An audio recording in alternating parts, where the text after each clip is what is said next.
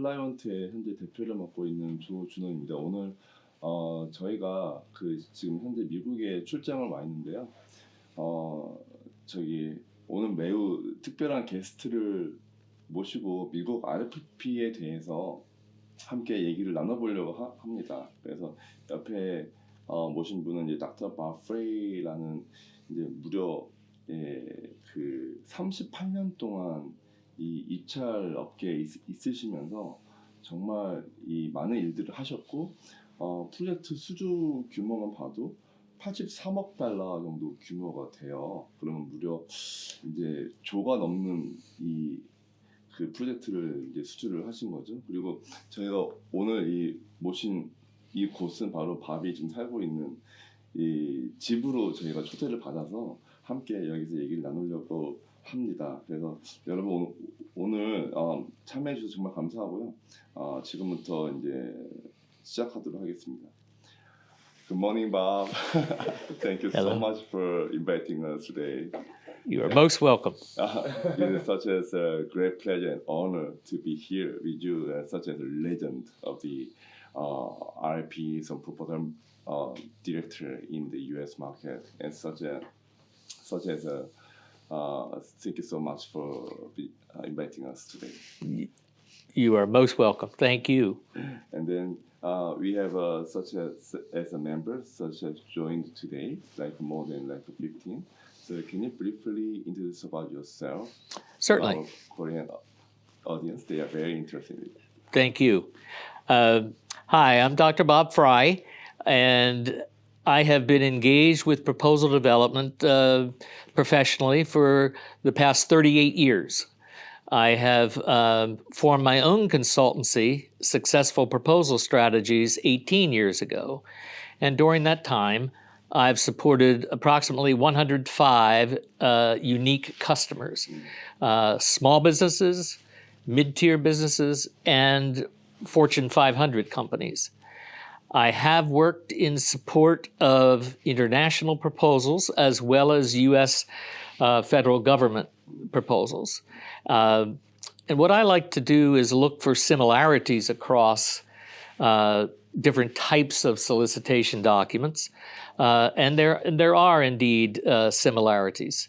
So the most important thing to keep in mind is when you're creating a proposal document in response to a request for proposal. One of the most important things to keep in mind is who are you selling to? What does that federal agency or international customer care about? What's important to them? And in the U.S. market space, and the government market space, the RFP tells you in one of the sections of the RFP, which we'll talk about in more detail, Section M, the evaluation factors for award, that section tells us what's important to the federal evaluators for that particular procurement. In fact, when we look at the U.S. federal government market space, in most cases, not all, but most cases, the acquisitions are driven by what's called the Federal Acquisition Regulation, or the FAR. And there's a part of the FAR called the Uniform Contract Format. And that is what directs federal agencies to build their requests for proposal in terms of sections A through M, as in Mary. Section M, from my standpoint, is king. It is the evaluation factors for award. Section L is another critical dimension of the RFP, and that is instructions to offerors, or instructions to the companies and teams that are bidding on the particular opportunity. Okay, now, let me just briefly summarize some part. I think it's kind of because there was specific some wording there. This is why in Korea we are not using the wording, so I need to explain to you. Of course.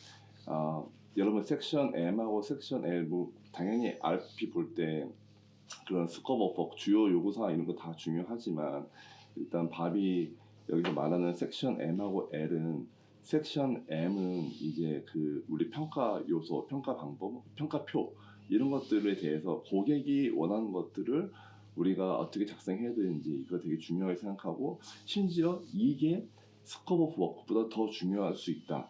그리고 또 하나 섹션 L이라는 게 있잖아요. 섹션 L은 이제 제안서 작성 지침일 거예요. 그래서 이 제안서를 어떤 식으로 작성해야 되는지 우리 한국 RFP 나와 있잖아요. 그 점들을 되게 중요하게 생각하고 또 한 줄로 요약해 드리면 그래서 섹션 M하고 섹션 L 평가 방법과 제안서 작성 지침이 심지어 이 앞에 있는 내용들보다 더 중요할 수도 있다. 자기가 그렇게 본다라고 한번 이렇게 얘기를 말씀을 해주시는 것 같습니다. 네. The other or another important element in a federal U.S. federal government RFP is Section C, which is the statement of work. It's also called a performance work statement. It goes by a variety of names, but it's essentially what is the work to entail. Now, literally every section A through M of a federal RFP is important, and one needs to ensure that you've considered each and every section. But if I had to rank them, I'd say Section M, Section L, Section C. Now, there can still be requirements in other sections, but those are the three major ones. But again, you need to look across the entire RFP. And in some cases, there are additional appendices and so forth that need to be addressed.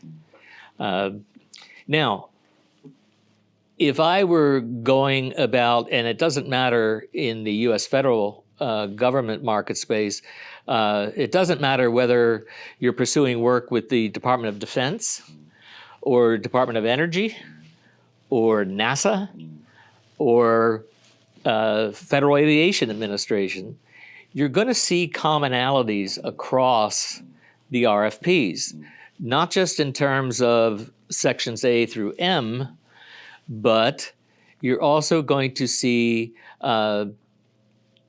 commonalities in terms of what one needs to focus on and what the U.S. federal government cares about. And they tell us this in a variety of ways. They care about strengths, weaknesses, and deficiencies. And obviously, for your company, you would want to emphasize strengths. That is, what elements of your proposal are going to provide advantages to the U.S. federal government on that particular procurement over the course of the period of performance. So, for example, if it's 5 years, they want to see advantages over the course of the 5 years. What benefits are they going to receive from your solutions and approach?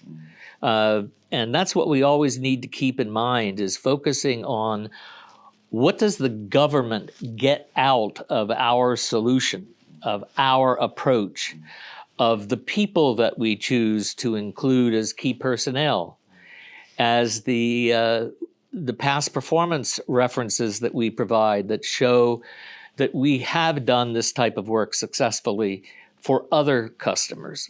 But that emphasis ought to be on strengths.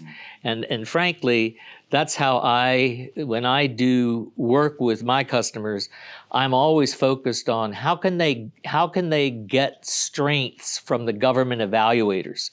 How can the evaluators look at their RFP response and say, that's a strength? Okay, then let me summarize that. As I know that you have experience in many different sectors, as NASA, energy, and etc. But And defense. And the defense, Yes. national defense. But there, of course, there should be some differentiate between the project. But the federal, they focus on no matter what the section is different or not, they focus on what the vendors highlight the strengths. Yes. Yes. In the proposal compared to other competitors. Yes, exactly. Right. Exactly. So that's the most important thing that the vendors in US have to focus on every single RFP. Yes, and the important thing is to present the strengths that your company brings, and what I suggest is putting those strengths right up front in your proposal, and mapping the strengths to the evaluation factors for award, section M. So evaluation factors for award on the left side of a table, and the evidence of strengths that you bring on the right. It's not enough to simply say, we offer strength. We have to provide evidence for those strengths. And that's the important thing. It's the evidence that is so critical in establishing a company's credibility. I agree. Then what is the evidence? Then how can we just generate the evidence into the proposal writing? Insofar as evidence, think in terms of including success stories. And I like to look at success stories in the following framework. I've developed something called the SAR model: situation, action, results. So what was the situation that your customer faced? What actions did you take to address that situation? And what were the results in terms of increased quality, schedule compression, cost avoidance, cost control? In today's federal government market space, there's several things that are very much highlighted and viewed as important. Viewing the American taxpayer as an investor, controlling and avoiding costs, ensuring that what it is you're offering will deliver efficiency and effectiveness. These are their words, and these appear in such documents as Project 2025. They appear in various presidential executive orders that have been signed under the new administration, and they also appear in newly refurbished and redesigned federal websites. So I've done an analysis of language across all those areas, and the kinds of words like effectiveness, efficiency, merit. Sorry. No. Yeah, you can keep going. But viewing the American taxpayers as investors, and therefore, what can you as your company do to bring value to America's taxpayers who are underwriting, in effect, these federal agencies to do their work? So it's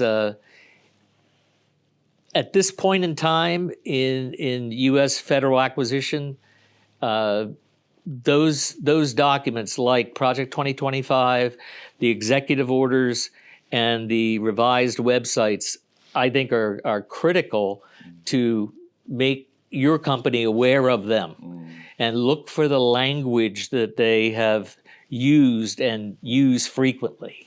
Okay, thank you so much. 지금 이제 닥터 바 프레이가 이제 관련돼서 이제 US에서 어떤 식으로 이제 초점을 맞추며 하고 그 가운데서 우리가 어떤 에비던스 우리의 프로포절 왜 우리가 강한지에 대해서 어떻게 증명할 것인지에 대해서 좀 설명을 해 주셨고요. 그에 대해서는 일단 첫 번째로 기본적으로 우리가 봐야 할 게 아까 말한 섹션 M에 나와 있는 이제 평가표와 우리의 강점을 얼라인시키는 거 그게 가장 중요하고 또한 이제 그들이 사용하는 언어를 우리도 사용을 해야 된다. 그게 되게 중요한 포인트 같은데 그거 관련돼서는 이제 그들이 이제 최근에 웹사이트나 아니면 past experience 이런 것들을 다 조사를 해서 그들이 어떤 식으로 이제 이 RFP를 내왔는지 그리고 우리는 그거에 대해서 어떤 식으로 그들의 간지러운 부분들을 만족시켜줘야 되는지 이제 그런 내용들을 설명해 주셨는데요.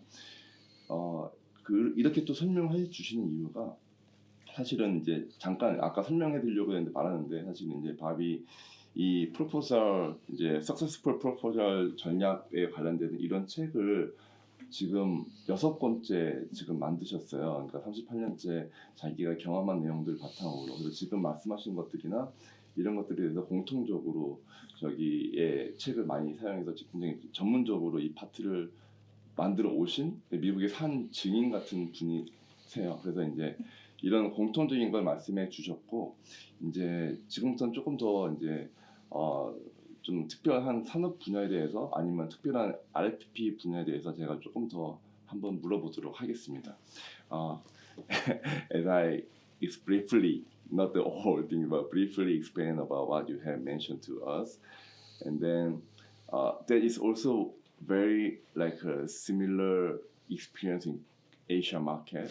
We also have to focus on what we have and what client need, and how can we show up our strengths, and Yes. how can we hide our weakness Yes. compared to the competitors, Yes. and how can we write in the section L, and how can we align with the section M. So that is what we also wanted to know, and wanted to increase our performance. And then at this moment, and then I wanted to know about, as you mentioned, that NASA, energy, and defense have a common thing to focus on. But Yes.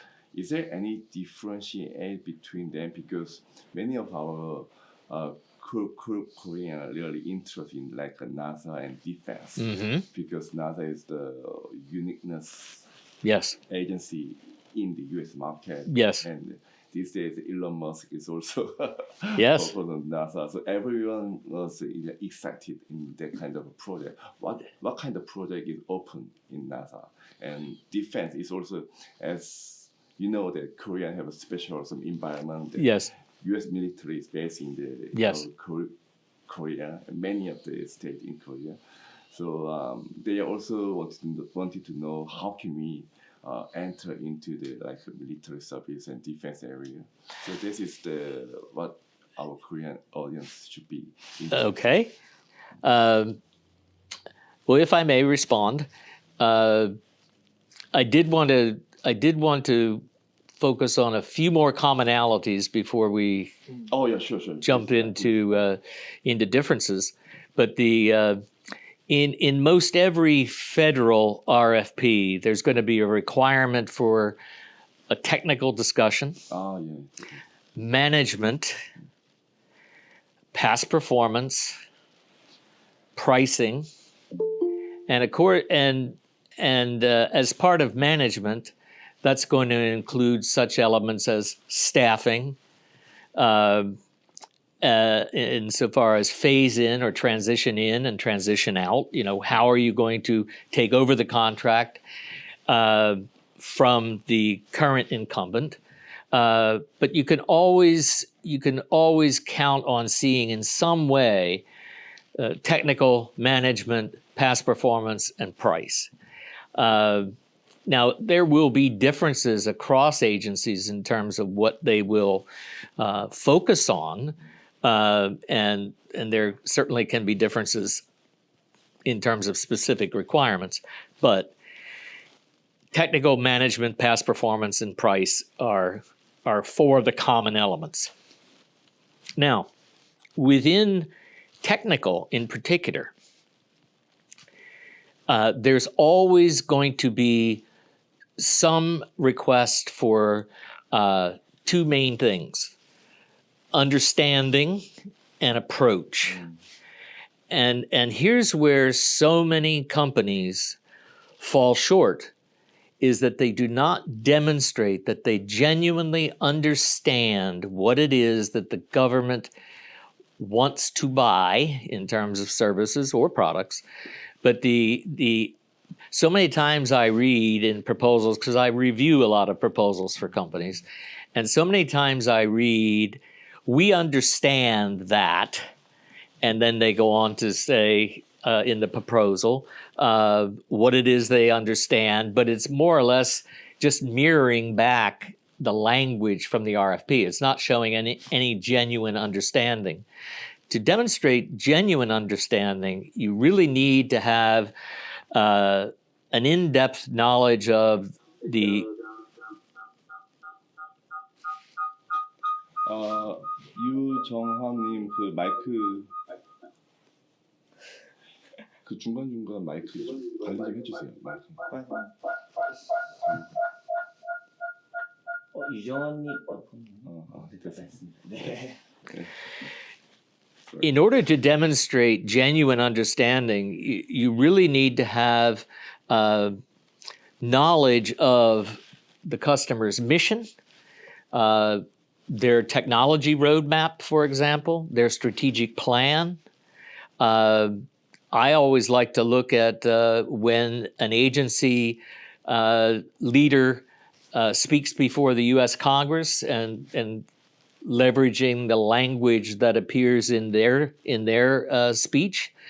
There's also lots of other areas that you can search in to learn about a particular federal agency. You can look at Government Accountability Office reports about that agency and their technologies. One of the things that I have found is that, and let's talk about NASA for a moment. NASA is one of the most sophisticated buyers in the U.S. government, as is the United States Air Force. They have very sophisticated RFPs and very sophisticated and well-defined processes by which they evaluate companies' proposals. NASA, there's a broad spectrum of work within NASA, ranging from everything from facilities management to software engineering to AI. Different centers, different NASA centers focus on different technologies. Some focus more on aeronautics, like Glenn Research Center in Cleveland.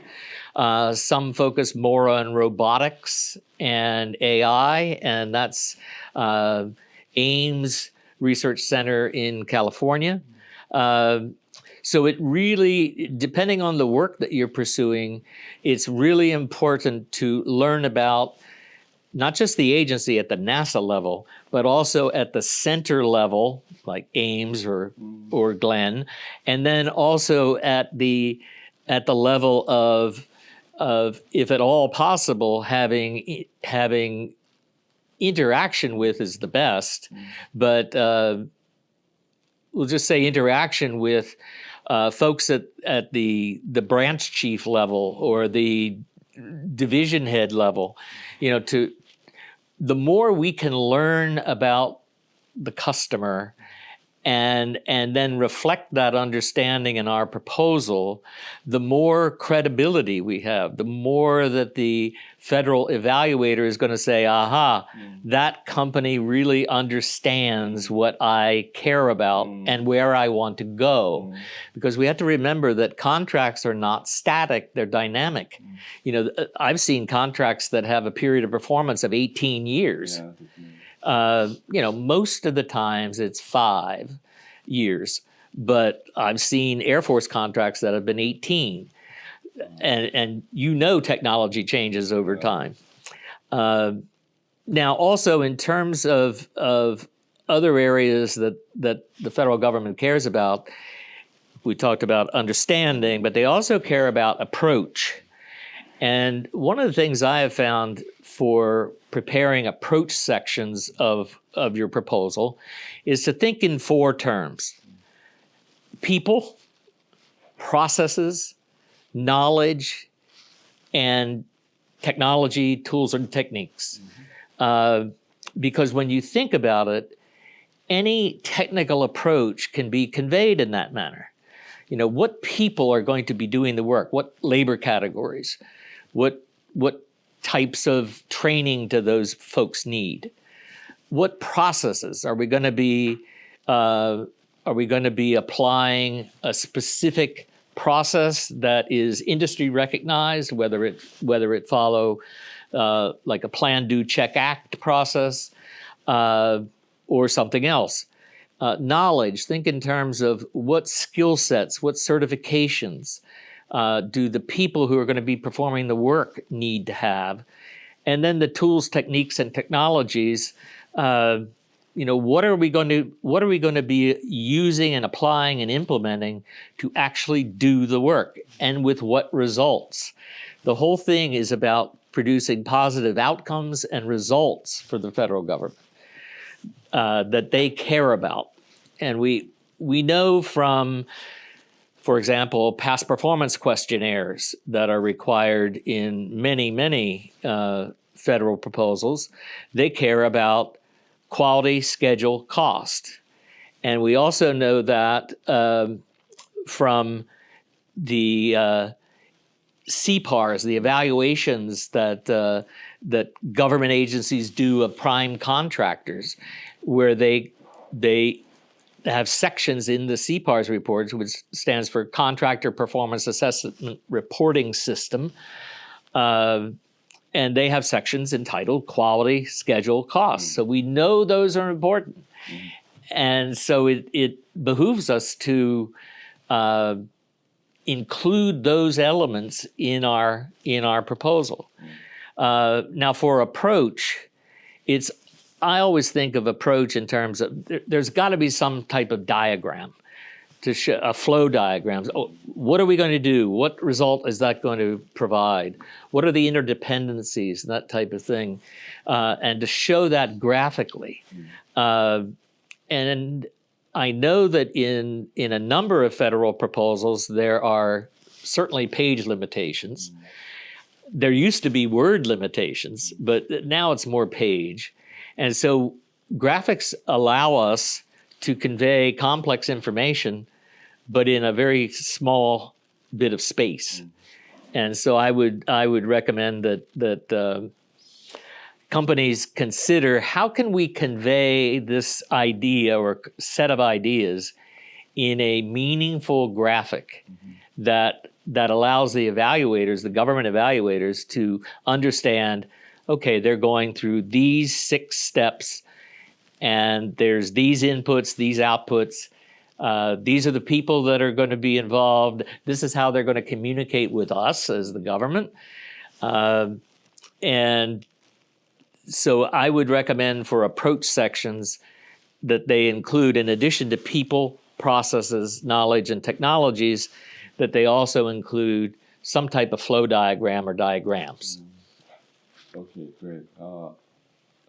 Let's connect between what you have mentioned about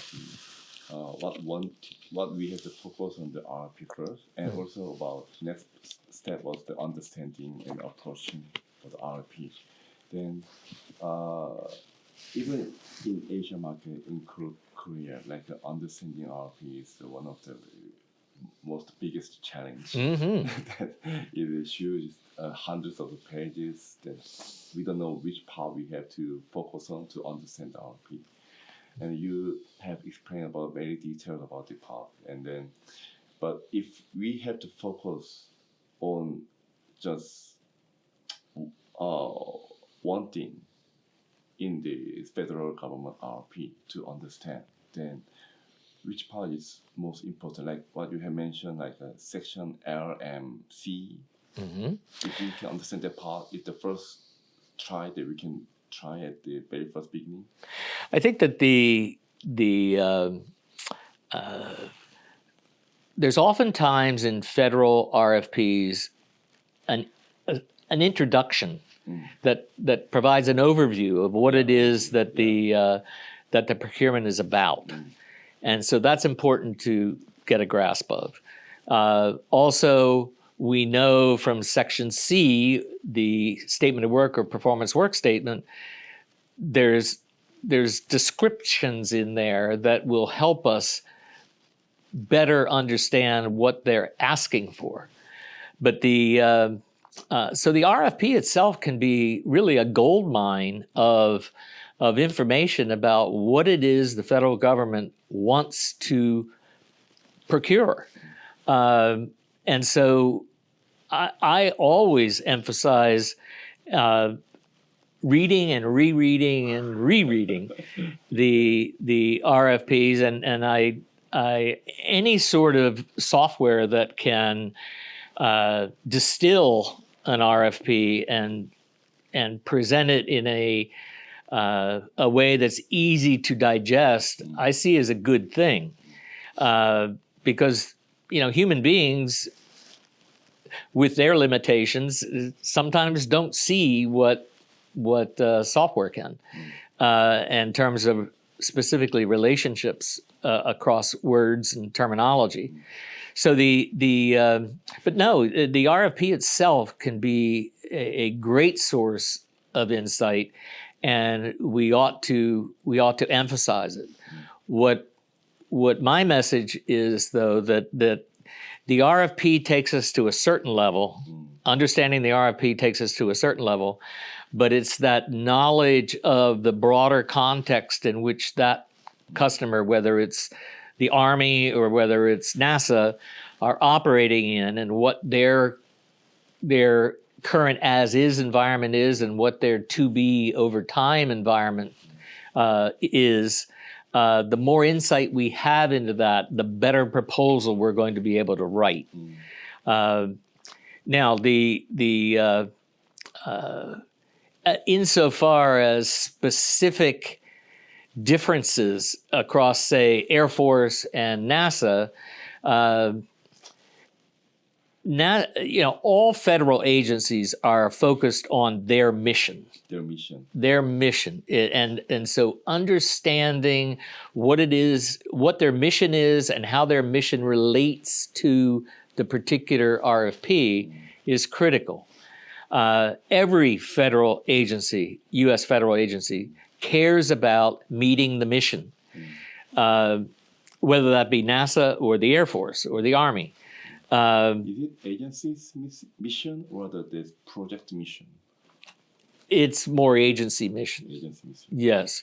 The federal government agencies are very, they have a hierarchy of, there's certain what are called governance documents that come from within the agency, as well as from the Office of Management and Budget, as well as executive orders from the president and so forth, that help shape the context in which they're going to be performing the work. There's in the case of security, for example, the National Institute of Standards and Technology, NIST, is an important federal agency that helps provide governance for what it is that the contractors need to provide. And so we need to be aware of those governance documents.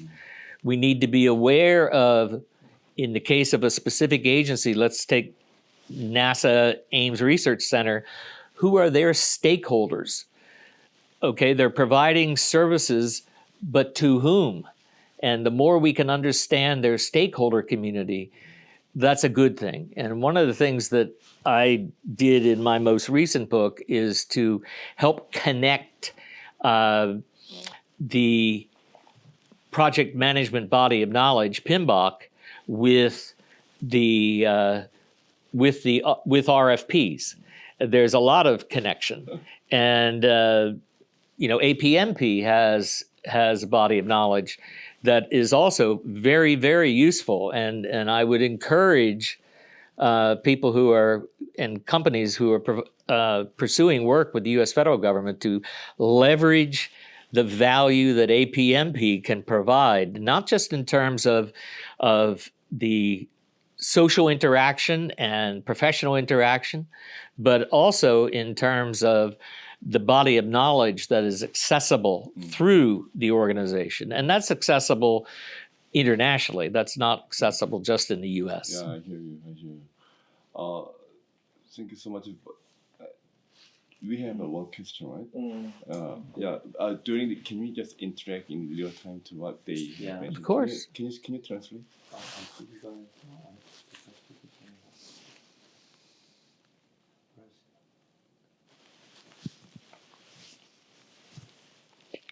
So the question is, before the RFP drops, how is there any strategy or tactics that the company can make interactions with the agency, like doing pre-sales before the RFP drops, so that we can consider this as a business development activities? Yes. In order to influence the RFP that is more suitable for my businesses, and Yes. when the RFP drops out, it could be more the match could be with more higher probability. Yes.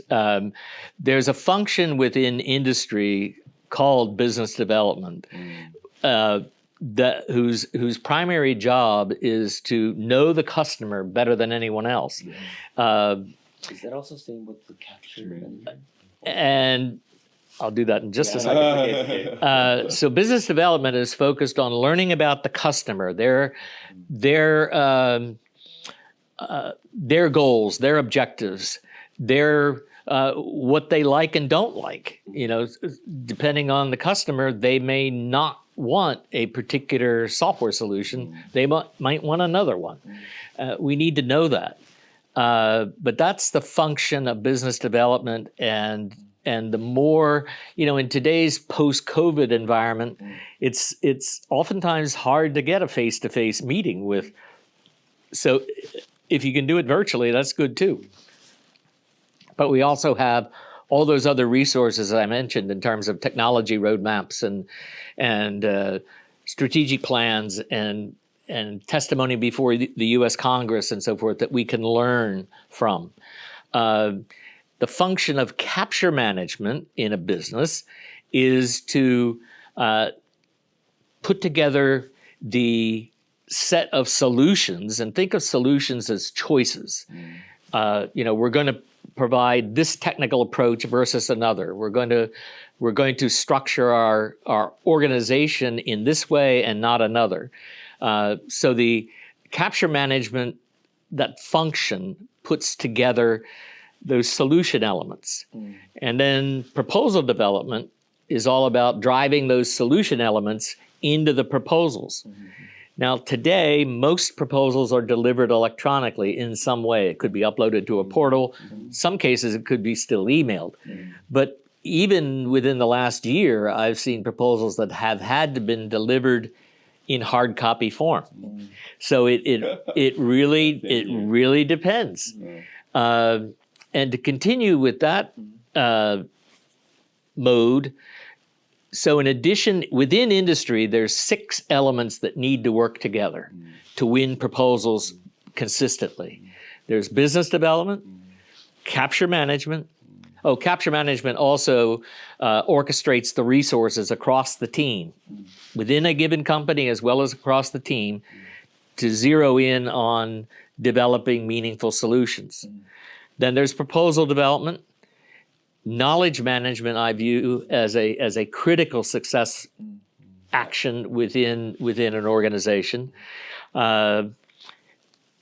Infrastructure like security, IT, contracts administration, HR, recruiting, and so forth. That's another one of those 6 elements that are necessary for success.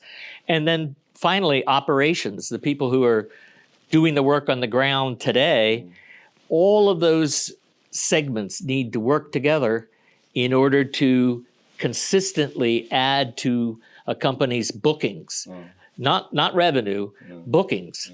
Bookings, in effect, when you win a contract, you bring in bookings.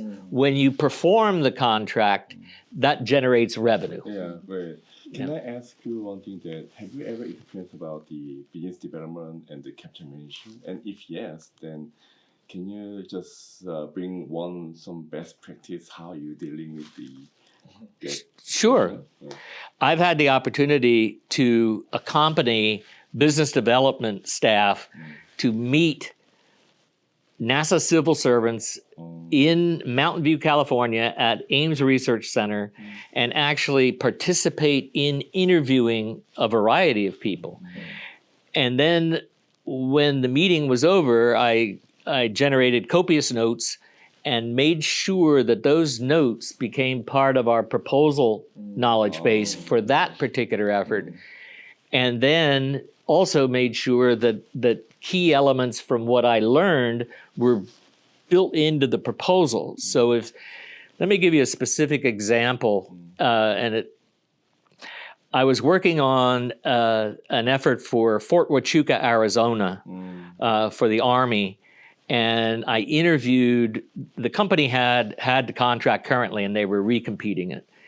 And I interviewed the program manager and I said, in effect, what is your primary job as program manager on this effort? And he said, it's to clear the brush for the contracting officer. Well, when those words went through editing, clear the brush was not viewed as English. But it was important in Arizona for that customer. And What's this clear the brush? have things, clear things so the contracting officer can focus on the mission and not focus on, think of like sagebrush blowing across an open plain, clearing that stuff out of the way so the contracting officer can focus on what's important to him or her. But the important thing is to use the customer's lexicon, learn their lexicon, learn their language. It's very important. And then to reflect that in your proposal. It's the same way with color palettes. The various agencies have very specific color palettes, and yet most companies use their own colors instead of reflecting. Now, I'm not saying change your logo, but I am saying, at least reflect visually the customer. I've seen U.S.-based customers pursue a U.S. Postal Service procurement, and that was at a time when you still had to deliver hard copy, and they sent it via FedEx. That doesn't sound. That's not a good way to do it.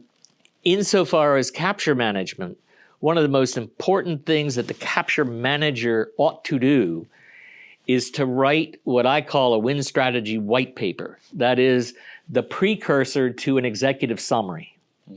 Now, in many U.S. federal RFPs, I'd say most of them don't have a specific requirement for an executive summary, but most companies put it in anyway.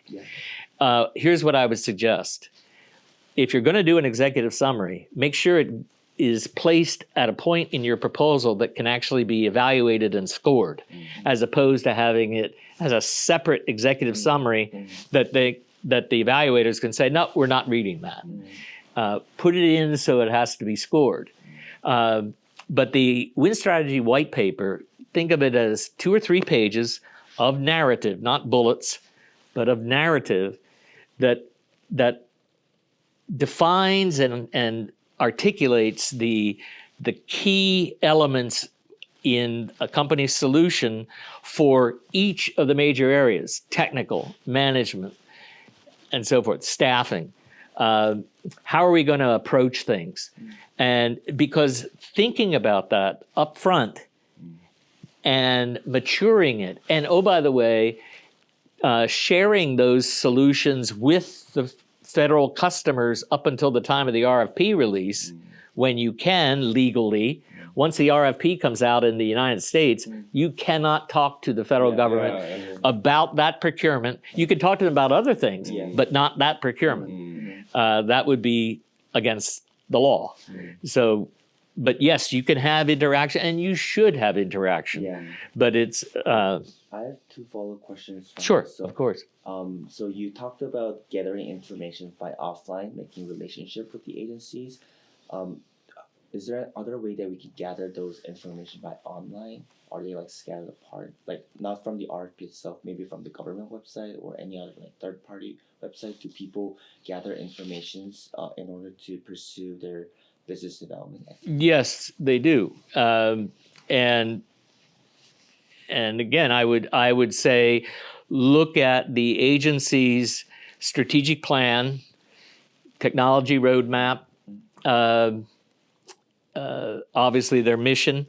But there are companies in the U.S. that do collect information about specific procurements, like Deltek does. Deltek GovWin is their product. But there are other companies in the United States that collect that kind of information.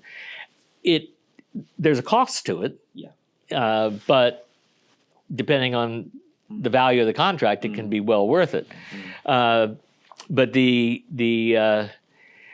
I find it extremely valuable to mine as much information that's available online as possible, and then distill it and integrate it such that then we can at least consider it as we're developing the proposal.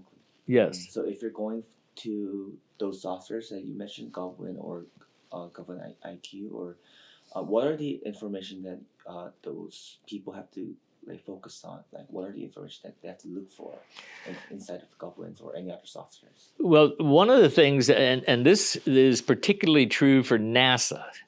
NASA has something called a source selection statement, which is generated after each proposal is evaluated by NASA.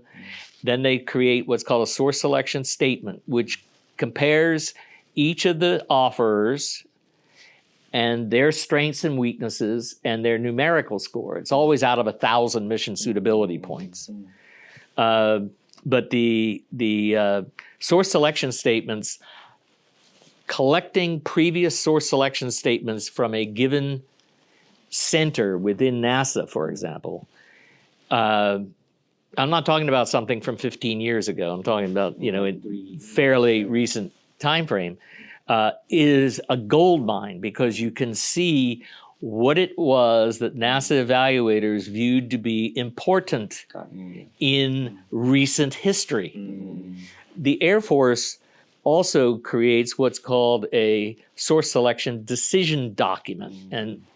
And so a lot of times, like a GovWin will have those kinds of things available. In fact, I've done requests through GovWin for that, but I've also, whenever I possibly can, I have a lot of relationships in the industry, and so I may not have worked on a given NASA proposal, but I know a colleague who did, and so we'll trade source selection statements, and that is critical. Having the customer's organizational diagram, and knowing the hierarchy, and knowing, oh, well, that person is now serving in just an interim role, but they're going to be replaced.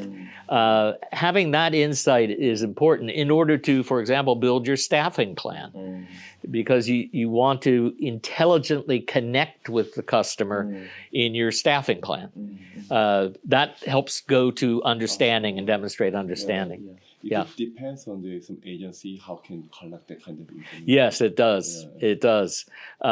Certain agencies like NASA are, it's still challenging, but you can collect a lot more from NASA or the Air Force than you can, say, Department of Energy or Department of Homeland Security. Much more challenging. Not to say it can't be penetrated, but the Department of Homeland Security, I think, has like 23 sub-agencies in it, and it's a big umbrella. And that's the other thing. From what it is that your company is going to pursue, you have to be very laser-like in terms of what you're going to pursue. You can't pursue everything in the Army, for example. You just can't. You don't have enough dollars and people and time.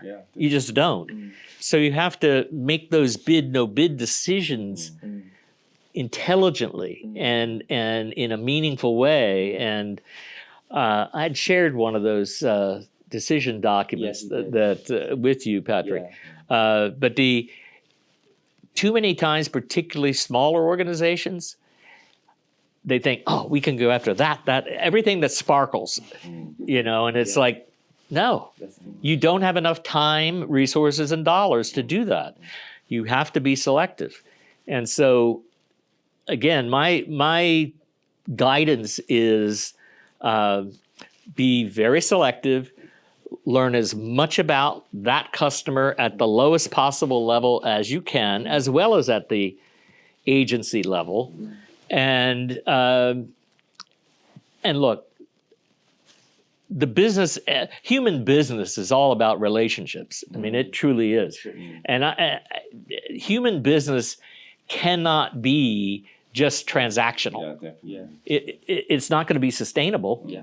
And in the federal market space, it's relationships, and not just within government, but also across industry. In order to, for example, if I'm a small business, and I don't care where I'm based, if I want to team with a large company in the United States to help pursue work, I need to sell my capabilities and value to that large company.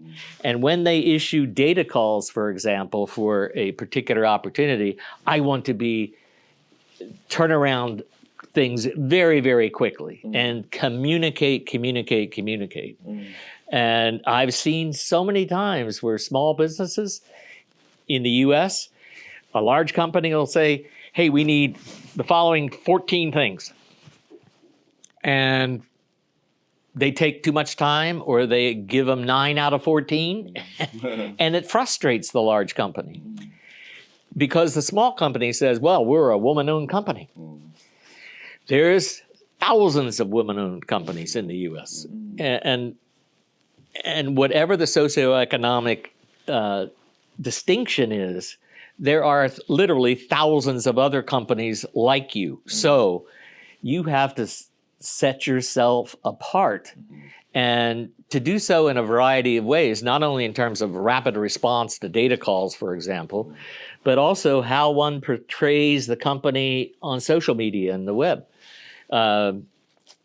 For example, right now, for a company to emphasize diversity and equity and inclusion is not a good pathway, not for US federal True. work. It's just not. That's not that it's wrong. It's just, it's not in alignment with the reality today. Yes, true. And that's what we need to do, is to align with the reality that businesses face today. Yeah, I think you mentioned was a very good point that, like understanding the agency with the knowledge, a very different type of the knowledge is important, and also the human being, the relationship is even more important. It is. In this business area, right? So this is why, like a small company and big company wanted to make you mentioned about the team, right? Yes. Team is like one of the I wanted to highlight today. Because many of our Korea company wanted to expand to be in US, but they don't have any relationships here. Then, is it team make sense to let them to focus on? Can you ask your question from a different way? Okay. So I just want to make sure I'm answering it. Okay. Then So a Korean-based company Korean. wants to potentially team with a U.S. partner. Yeah. How do you do that? Yeah. Okay. Yes. Well, again, that involves doing your homework. There are U.S.-based large corporations that have, at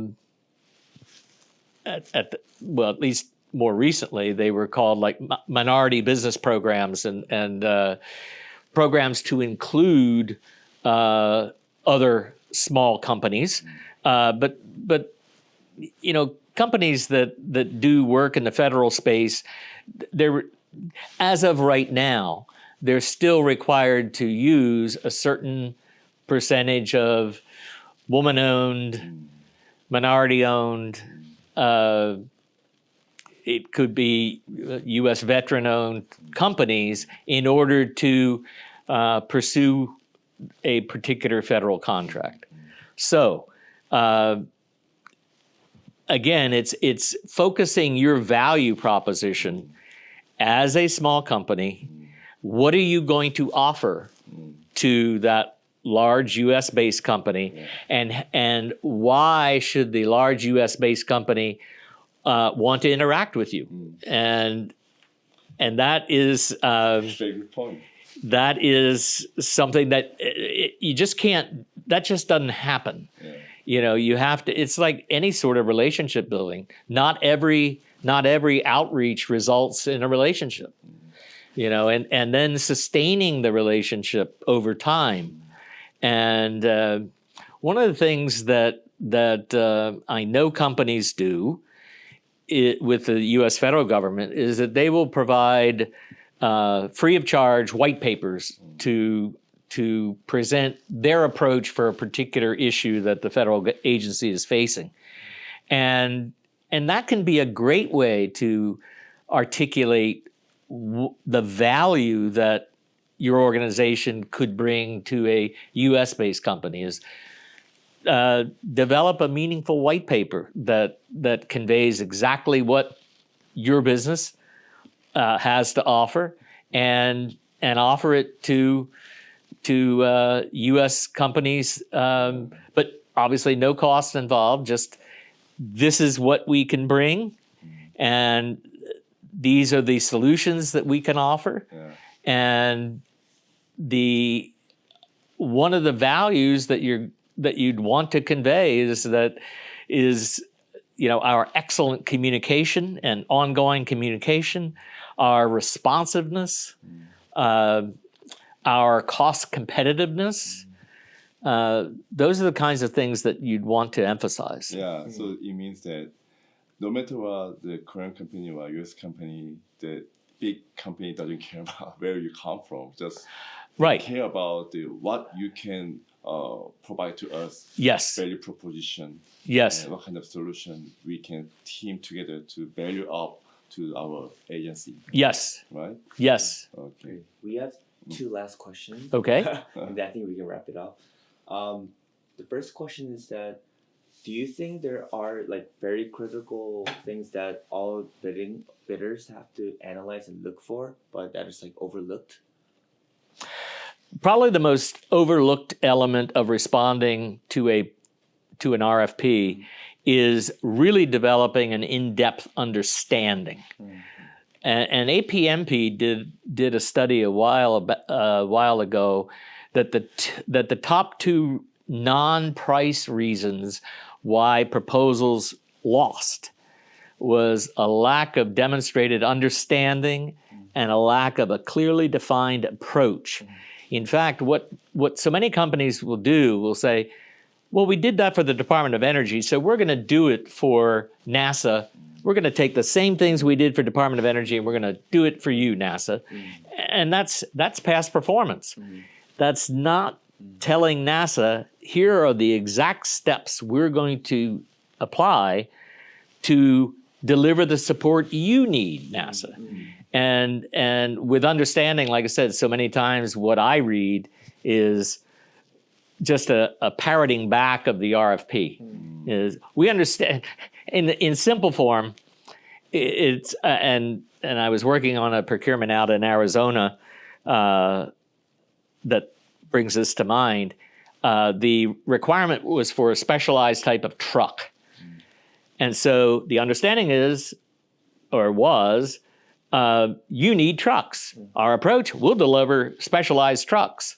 The value, you'll have specialized trucks. It's like, that doesn't reflect any understanding or meaningful approach.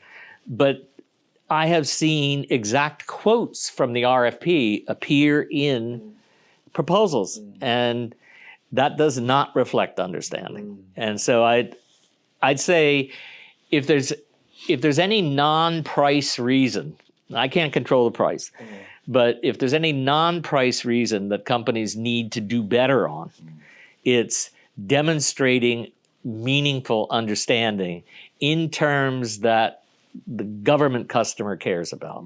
Great. That was very clear. The last question is that you are mentioning the importance of doing business development and making connections.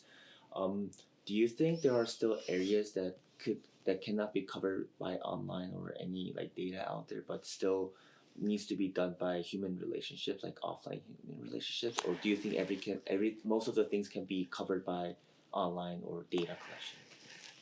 Well, certainly data collection is a valuable tool. Yeah.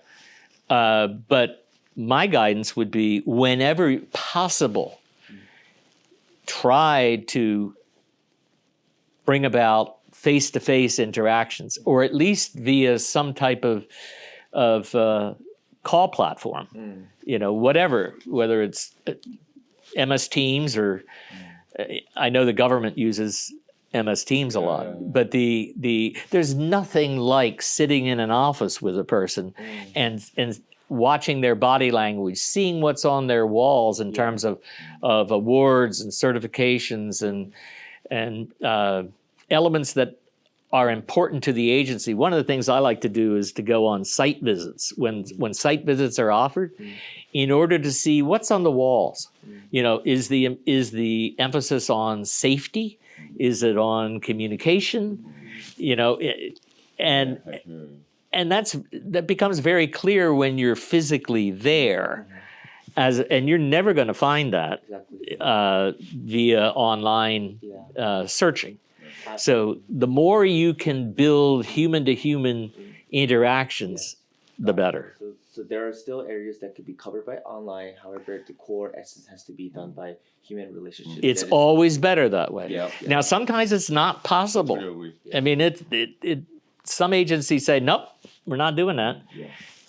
And you have to respect that. Yeah. So what we can do instead is at least let's learn through online searching and through companies that provide that kind of information, learn as much as we possibly can. Are they open? I think it differs by the agencies, but are most agencies open to give like a site tour or have like an offline meeting? Agencies are often open to conducting what they'll call industry days. Like a seminar? Yeah, not so much a seminar, but at least it's a presentation where they will, and in some cases, working through like the Office of Small Business Utilization, companies can go in and talk to government representatives to find out, you know, what's available and what's the best pathway to do business with this particular organization within an agency. Yeah.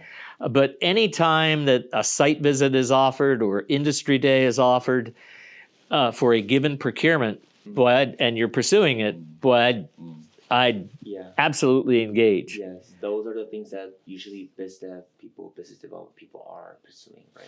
Yes, but and of course, my role over most of my career has been focused on proposal development. Yeah. But the way I always looked at it is the more I could breathe the customer's air, the better. Exactly. I could then build it into the proposal. Yes.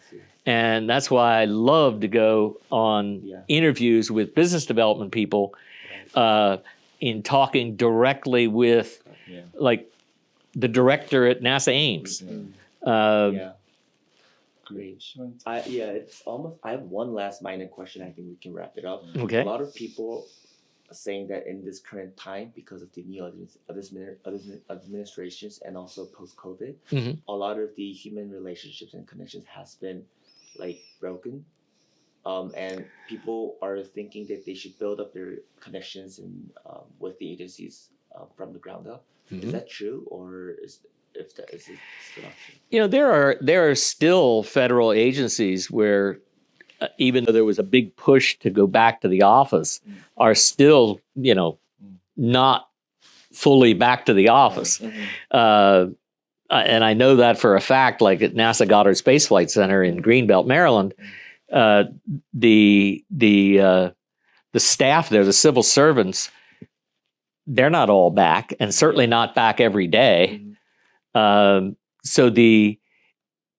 I think that it's important to recognize that there are limitations to the face-to-face interaction, but I'd keep pushing. Not in a pushy way, but in a professional and respectful manner, but be persistent. I can tell you, you know, look, having my own consultancy, I'm in business development all the time, in addition to actually doing the work. And so if I took the first no as the answer, okay, well, that wouldn't sustain. You know, I mean, you got to be persistent, professional, and respectful, but persistent. Got it.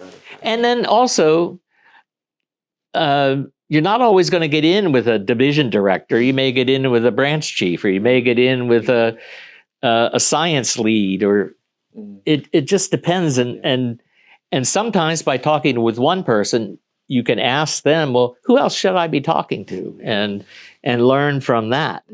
Again, NASA is an agency, one example of an agency that has clearly defined organizational structure, and even at the center level as to, okay, who should I be targeting?